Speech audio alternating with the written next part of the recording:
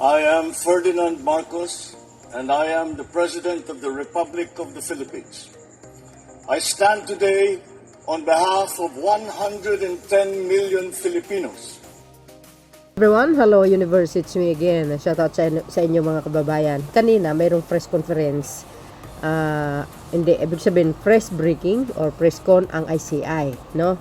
So sa kanilang mga pahayag mga kababayan, sabi ng iba, bakit yung mga katrabaho, yung mga nagtatrabaho lang kay Saldico ang hinuhuli?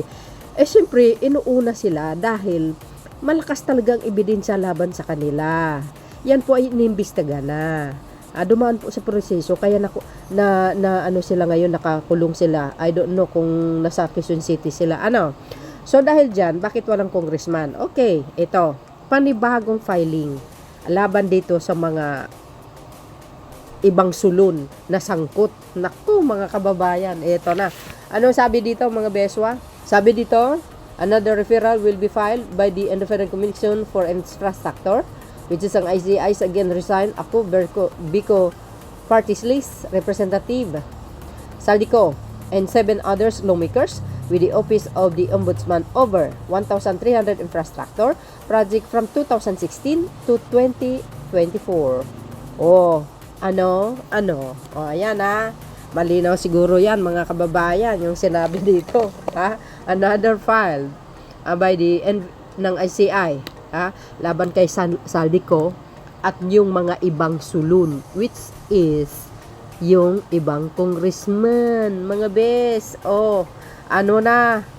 Matindi. Kaya relax lang kayo. Ayan po ay sabi ng Daily Tribune, relax lang kayo. Mahirap ang trabaho ng ICI. Mahirap yan mga bes. Sa dami-dami ng magnanakaw, hindi matatapos sa isang araw yan. Kaya relax lang. Sit back and enjoy the ride. Ganun yun. 'Di ba? Magugulat na lang tayo na sila po ay hinuli.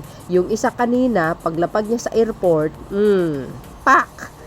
diretso sa Sandigan Bayan, inarap doon. 'di ba? Siyempre, diretso ng kulungan. Kasi nasa listahan po 'yan. Ilan ang natimbog? 8. Pang-siyam yung kanina. Mayroon pa. 17 yan, 'di ba? Bukod pa diyan, siyempre hindi pa kasama yata ang mga ibang sulon at ibang mga sangkot na mga senador pa, no? So dahil dito, mga bes, sabi niya walang congressman na pinail na sinampahan ng kaso. Diyan po kayo nagkamali. ICI recommends charge against Saldico. 7 others. Sino ba mga yan? Ito. Basahin po natin, para kompleto, detalyado. Shout out sa mga Marcos Loyalist supporters, Filipino and OFW. Ano sabi dito? Contractors to face multiple RAPs.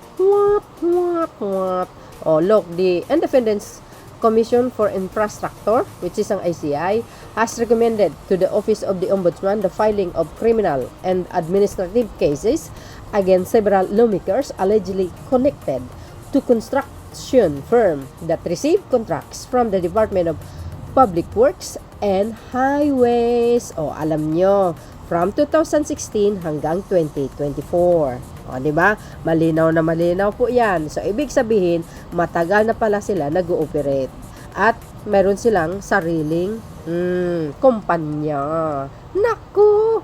Ito. Sabi dito, mga bes. Basahin natin. Ito, sa mga nagtatanong, ito po sila. Ako Bicol Representative Saldico, CWS Representative Edwin Garjola. Nako, itong si Congressman Garjola, guys, grabe ito. Kung maraming sasakyan, si Diskaya, mas matindi ito. Mas marami pa. Yan ang sinabi ng isang nag-post sa bilyonaryo yata yun, correct me if I'm wrong. Naku, ang dami nito mga bes. Mga magagarang na sasakyan.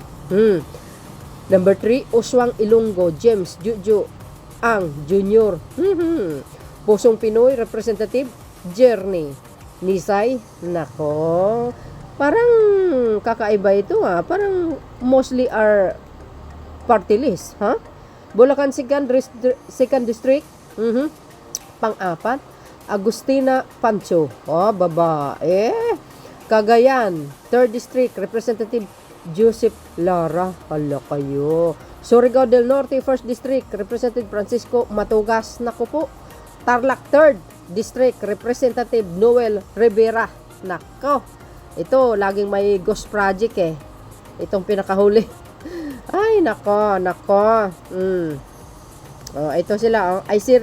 ICI recommended filing of the criminal case against 8 contractors. Agoy. Oh, ayan na. Oh, yan sila. Oh my goodness. Woot. Saldico. Ayan. Biko Party List. Ayan. Edwin Garjola. CWS Party List. Nako. Uswag Ilonggo Party List. Aba.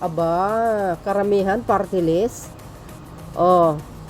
Bakit kasi sa kasaysayan ng Pilipinas, wala naman talaga tayo ng mga party list na yan.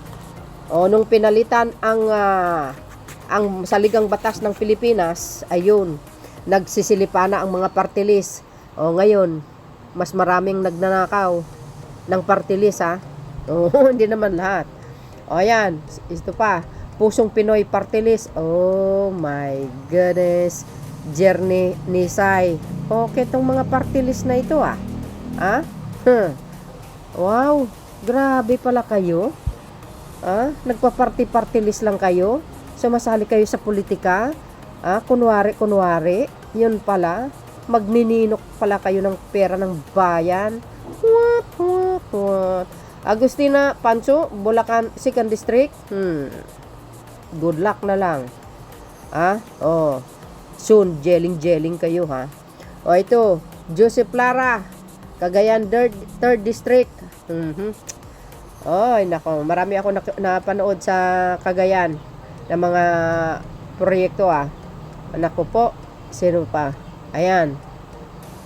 Francisco Matugas, Surigao del Norte, 1st District. Agoy. Nako po. Ayan, Noel Rivera, Tarlac, 3rd District. Matindi rin ito, mga bes. Itong nasa huli. Nako, yan na nga ang sinasabi natin. O, ngayon,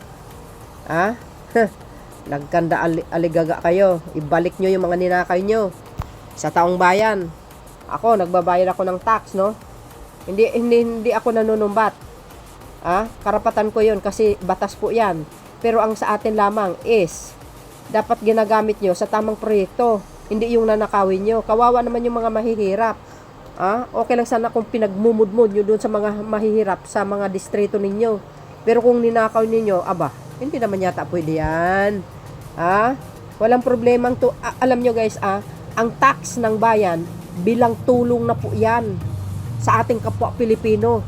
At pagbilang din, bilang pagsunod sa kung ano po ang nakalagay sa batas. Tax is batas. O, diba? Tayo po ang nagpapasweldo sa mga taong ito, pero ginagatungan tayo. Ano ba yan? Dapat tanggalin na itong mga party list na ito. Dagdag sa nakawan niyo. So, yun, mga kababayan, ano po ang kapalagayan nyo? Well, abangan po natin. Kulungan ng bagsak nyo. Diba? Sayang yung mga posisyon ninyo. Pinaghirapan nyo yan. Binuto ka ng taang bayan. Tapos lang yan, yan pa ang kapalit. Grabe kayo, ha? Ang iba nga, sa bagay, ang iba, nagkanda-ugaga, maging, magtatakbo sa mga posisyon na kung anong klaseng posisyon. Yun pala, yung iba naman, magnakaw lang. Hindi pagsisilbi sa taong bayan. Ganun lang yun, kasimple, mga kababayan, di ba? So, yun mga best. See you again on my next upload. Bye, and baboos. God bless, Philippines.